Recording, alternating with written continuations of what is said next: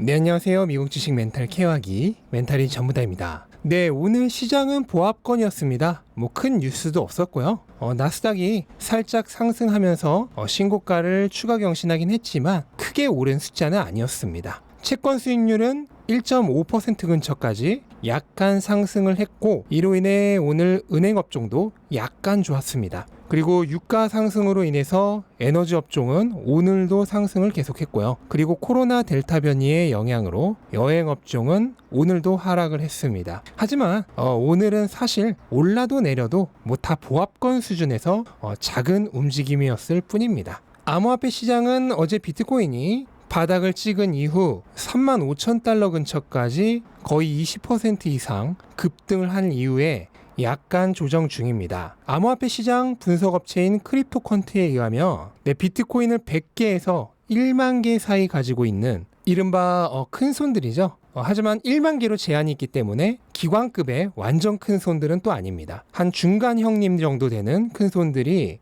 최근 비트코인 하락기 동안 10만 개 정도의 비트코인을 매입을 했다고 합니다. 그래서 이들이 실질적으로 현재 유통량의 거의 반 정도의 비트코인을 가지고 있다고 해요. 근데 이 사람들이 최근 비트코인의 가격이 급락했을 때 비트코인을 더 모으는 기회로 활용했다는 거죠. 반면에 약한 손이라고 부르는 일명 개미들은 이번에도 엄청나게 패닉 셀링을 했죠. 그래서 결국 이런 조정이 있을 때마다 개미들은 패닉 셀링으로 물량을 털리고, 결국 그 털은 물량을 큰 손들이 다시 가져가서 개미들은 점점 더 가난해지고 큰 손들은 점점 더 부자가 되는 주식시장에서 나타나는 그 슬픈 드라마가 결국 암호화폐 시장에서도 똑같이 펼쳐집니다. 그러니까 결국 투자는 어떤 자산에 투자를 하던 기본적으로 같습니다. 결국 자산에 대한 제대로 된 공부와 확신이 있는 상태에서 장기적인 비전으로 투자를 하는 사람만이 멀리 내다봤을 때 유일하게 돈을 버는 겁니다.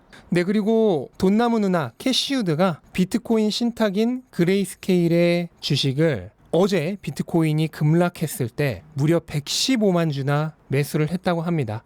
그래서 그래프를 보시면 보유량이 단 하루 만에 급격히 증가한 걸 볼 수 있죠. 아크는 주식 ETF이기 때문에 비트코인을 직접 매수를 못하죠. 그래서 비트코인을 직접 못 사니까 비트코인을 100만 개 이상 가장 많이 가지고 있는 비트코인 신탁의 주식을 대신 사는 겁니다. 그래서 마찬가지로 다른 큰 손들과 마찬가지로 결국 어제 개미들이 공포에 헐값에 넘기고 갈 때 반대로 이렇게 큰 손들은 오히려 그 기회에 줍는다 하는 사실을 다시 한번 확인시켜 줬습니다. 네, 중소형주는 최근 개별 장세가 지속 중이죠.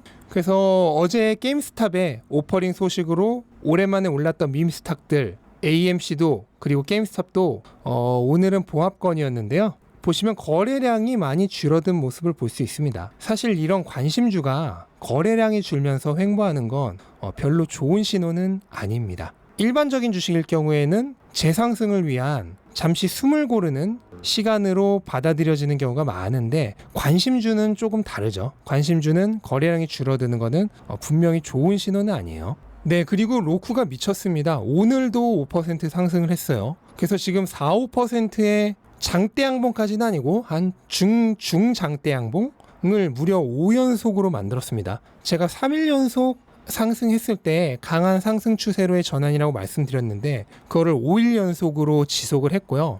이건 정말 강한 상승 추세죠. 그래서 아마 내일이 될지 내일 모레가 될지 다음 주가 될지 모르겠는데 급등에 따른 조정은 나올 겁니다. 하지만 이 정도로 강한 상승 추세를 한번 보였다는 건 그 조정 이후에도 다시 재상승할 가능성이 굉장히 높다고 볼 수 있겠습니다. 네, 그리고 제가 프롭테크 주식들을 한번 다룬 적이 있는데 오픈도어가 바닥을 찍은 이후에 약간 반등을 했다가 다시 조정을 받고, 그리고 어제 그제 이틀 연속 상승하면서 다른 중소형주와 마찬가지로 바닥에서 재반등할 수 있는 가능성을 보여줬습니다. 그래서 오픈도어 같은 경우에도 사실 지금 하락 추세 자체는 이제 어느 정도 벗어났다고 충분히 얘기할 수 있는 상황이고요. 이 하락 추세의 추세 저항선을 오히려 지금은 지지선으로 삼아서 재반등하고 있는 모습이라서 비록 다른 중소형주들보다는 반등폭이 적지만 충분히 다시 반등할 수 있지 않을까 하는 생각이 듭니다. 네, 그리고 팔란티어도 지금 V자 반등을 지속하고 있죠. 딱히 큰 조정도 없으면서 조금씩 계속해서 주가가 회복을 하고 있는 모습입니다. 그리고 지금은 드디어 이제 저항 영역에 들어갔다고 볼 수 있겠습니다. 이전 고점대의 저항 영역인데 이게 한 27달러 중반대까지 이어지는데 요 부분만 뚫어내면은 또다시 주가가 크게 상승할 수 있지 않을까 하는 생각이 드는데요. 만약에 이 저항대에서 조금 밀린다면 잠깐 숨을 죽였다가 숨을 고르고 다시 가야겠죠. 네, 그리고 오늘 전기차 섹터는 초강세였는데요. 거의 2주 정도 전기차 섹터가 쉬었죠. 그래서 이제 슬슬 다시 달리는 건가 하는 생각이 듭니다. 루시드 주가를 보시면 지금 2주 동안 조정을 받았던 모습이 보이시죠? 그래서 바닥권에서 급격히 상승한 이후에 충분한 조정을 거치고 재상승을 하는 것으로 보이고, 이거는 이 루시드라는 회사 하나뿐만 아니라 아마도 모든 전기차 관련 주식들에 공통적으로 적용되는 현재 패턴이라고 보여집니다. 그래서 앞으로 전기차 섹터가 재상승할 가능성이 굉장히 높은 상황입니다. 네, 그리고 차세대 유전 기술인 크리스퍼캐스9 기술을 다루는 인텔리아 테라피틱스가 다수의 목표 주가 상향에 의해서 오늘 6% 정도 상승을 했는데요. 하루 동안 무려 3곳의 기관이 목표 주가를 상향을 했습니다. 근데 사실 차트를 보시면 이미 목표 주가 상향 전에도 주가 흐름이 굉장히 좋았다는 걸 볼 수 있어요. 바이오주들이 사실 고점 대비 주가가 엄청나게 낮아진 주식들이 많이 있는 섹터거든요. 전기차 섹터와는 다르게 주가가 많이 반등하지도 못했습니다. 그런데 그 와중에서도 지금 홀로 전고점 근처까지 거의 와 있고요. 그래서 사실 이런 바이오 주식들은 내부 관계자가 아니면 모르는 정보들이 굉장히 많습니다. 그래서 그런 것들에 의해서 사실 주가가 먼저 오른다고 볼 수 있어요. 그리고 목표 주가가 뒤따라 나중에 오르는 거죠. 그거는 어떻게 보면 이제 바이오주의 특수성인데, 한국 주식도 마찬가지지만 바이오주들은 그런 위험성이 좀 있어요. 어떻게 보면 리스크죠. 왜냐하면 내부자가 아닌, 특히나 바이오 업계 종사자가 아닌 저 같은 완전 일반인은 절대로 알 수 없는 부분들이 많다는 거, 그리고 그런 내부 정보에 의해 전망이 좋은 기업들은 주가가 먼저 오른다는 거, 그리고 목표 주가조차도 나중에 뒤따라 오른다는 거, 이런 게 어떻게 보면 바이오주들의 특징이면서 동시에 리스크입니다. 네, 그리고 빅테크는 오늘 완전 보합권이었는데요.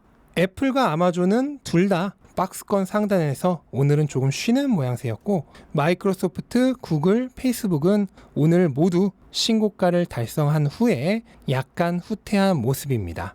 이거는 빅테크들이 모두 고점대 근처인데 아무래도 이 고점대를 한 번에 빡 하고 뚫어내기에는 조금 힘이 부족한 모습이라고 생각을 하시면 되겠습니다. 사실 지금 시장도 그렇고 전반적으로 강세긴 하지만 또 그 저항 영역을 한 번에 뚫어낼 정도의 엄청난 호재나 또는 시장 상황이 초강세인 상황은 아니기 때문에 고점대에서 가격 부담을 느끼는 투자자들이 많다고 보시면 될 것 같습니다. 네, 그리고 오늘 엔비디아는 1% 상승을 했는데요. 하지만 지난주 유성형의 고점 신호 이후 주가는 지금 오르락 내리락 하면서 버티고는 있는데 거래량은 계속해서 줄어드는 중이에요. 사실 이렇게 랠리를 계속하는 주식들은 강한 거래량으로 전고점을 뚫고 상승하지 않으면 언제든 동력 부족으로 낙하할 가능성이 좀 있습니다. 하지만 여전히 주식 분할 전까지 한 번 정도는 더 랠리를 할 것이라고 저는 생각을 하고 있습니다. 네,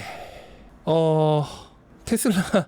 네, 오늘 아침에 일어나서 테슬라 주가를 보시고 깜짝 놀라신 분들이 많이 계시지 않을까 생각이 됩니다. 네, 심지어 오늘은 특별한 뉴스도 없었죠. 그래서 이유를 생각해 보자면 재생에너지 sek터가 크게 상승한 거, 근데 이거는 테슬라가 상승을 해서 재생에너지 섹터가 상승을 한 건지, 재생에너지 섹터가 상승을 해서 테슬라가 상승을 한 건지, 닭이 먼저인지 달걀이 먼저인지 헷갈리는 부분이고, 그리고 비트코인 시장이 크게 반등한 것도 있는데 사실 어제 비트코인이 급락했을 때도 가격이 올랐으니까 사실 이것도 애매하고, 물론 이런 것들이 다 복합적으로 작용을 했겠지만 제가 며칠 전부터 테슬라 주가가 시장이 굉장히 오락가락 하는데도 하방 경직성이 굉장히 강하다고 말씀을 드렸었잖아요. 그런 하방 경직성이 강하다는 거는 일반적으로 주식을 팔 사람은 다 팔고 이제 보유자들만 남아서 웬만해서는 주가가 빠지지 않는 상황임을 나타내는 경우가 굉장히 많습니다. 파는 사람이 더 이상 없으니까 주가가 안 빠지는 거죠. 그리고 위는 단기적인 저항선에 막혀 있다고 얘기를 했죠. 그래서 주가가 어떻게 보면 이제 우리가 찌부됐다 그러죠. 압착되어 있는 상태였는데, 그래서 저항만 뚫으면 $700 정도까지는 금방 갈 것 같다는 생각을 어제 말씀을 드렸는데, 오늘 하루 만에 그게 현실화되고 있는 모양새입니다.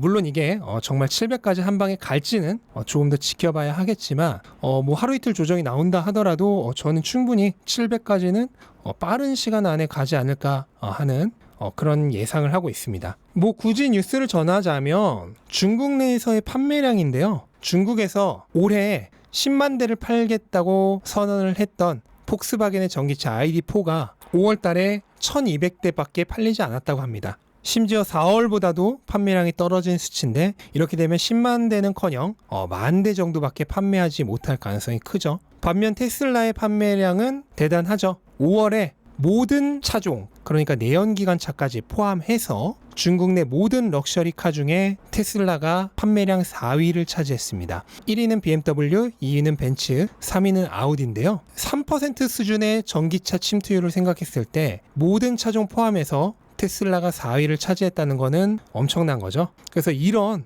판매량 차이가 결국 실적을 만들고, 그 실적이 주가를 만든다, 이렇게 생각을 하시면 되겠습니다. 그러니까 기업의 실적이 올라오고 가치가 증가하면 주가는 결국 등 떠밀리듯이 올라갈 수밖에 없어요. 자, 결국 당분간의 이슈는 2분기 인도량 발표죠. 시장의 예상은 20만 5천 대 수준인데요. 20만 대를 넘긴다면 주가는 충분히 좋은 흐름으로 갈 수 있을 거라 생각이 됩니다. 그래서 발표 예정일은 다음 주 금요일 장이 끝난 이후부터 토요일 사이가 될 가능성이 굉장히 높습니다. 과연 어느 정도의 2분기 인도량을 발표할지 굉장히 기대가 되는 시점입니다. 자, 이렇게 단기적인 가격 변동은 예측하기가 거의 불가능합니다. 그래서 늘 말씀드리지만 가격에 관계없이 꾸준히 장기적으로 좋은 자산을 매수하고, 그리고 오래 보유한다면 대부분의 경우 큰 돈을 벌 수 있습니다. 제가 예전에 돈생강사를 많이 얘기했는데, 이 의미를 곡해해서 해석하시는 분들이 많아서 최근에는 많이 사용을 안 했는데요.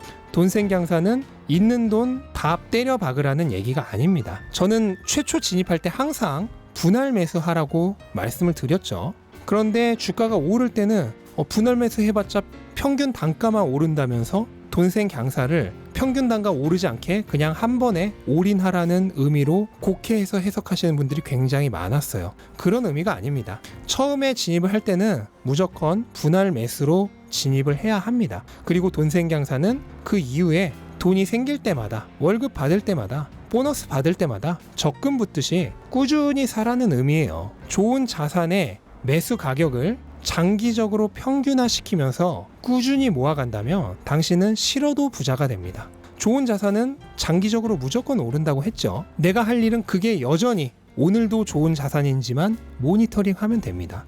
그렇게 하면 좋은 자산의 가격은 계속해서 오르기 때문에 꾸준히 모아간다면 싫어도 부자가 된다는 사실을 다시 한번 마음에 새겨두셨으면 좋겠습니다. 네, 이상으로 오늘 시장 정리를 마치겠습니다. 오늘 하루는 시장이 쉬어가는 모양새였는데, 내일은 또 어떤 하루가 펼쳐질지 기대하는 마음을 가지면서 오늘 영상 마치겠습니다. 영상 도움되셨다면 구독과 좋아요 부탁드리고 즐거운 하루 되시기 바랍니다. 감사합니다.